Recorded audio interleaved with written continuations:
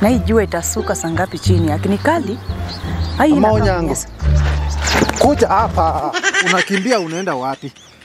Deni yangu utanilipa ama unilipe? Haki brother, nakulipa. Hata leo nilikuwa nimepanga tu nilipe hiyo deni. Alafu nini imefanyika? Ni venye tu umenipata kona mbaya. Unajua hiyo pesa bado haijaingia. Haya nilipe deni. Nakulipa hata tuende hivi juu. Twende hivi juu nikulipe. Nilipe deni. Nakulipa tuende haki. Haya tembea tuende. Nakulipa. Deni nayo lazima utalipa. Nalipa. Nimekuambia deni leo sikuachili. Sina kulipa. Hata kama nikutembea na wewe siku mzima, lazima kuja hapa. So siku hizi mmeamua mpaka kukua hapo, si ndio? Nikutembea tembea, si ndio? Haya simama hapo. Hapo hapo.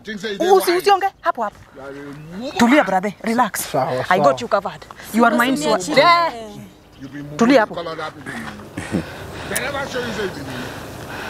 Halo. Hebu kuja hapa mali event inafanyikanga, kuna emergency, watu wanapewa pesa ya bure 50-50. Kuja. Harakisha. Sawa. Tulieni tu, kila mtu anapata mshahara yake 50-50. Sawa. Hii pesa tunakusanya. Yes, haya. Karibu hapa. Haya, uko na deni yangu ya pesa ngapi? 1000. Uko na deni yangu ya pesa ngapi? 700. Uko na deni yangu ya pesa ngapi? 300, si ndio? Haya bro, sasa nakukabidhi hawa kwa moyo wa mkunjufu na unyenyekevu.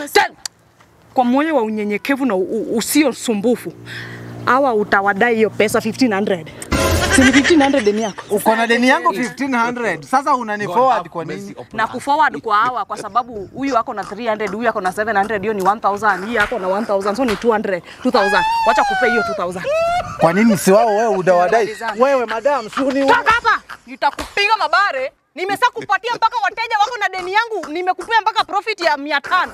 Bado unanifuata nini? Chukua hao, peleka hata police station wakupe pesa yako. Mimi usinipatie madhara. Hata magito ngai walo yin.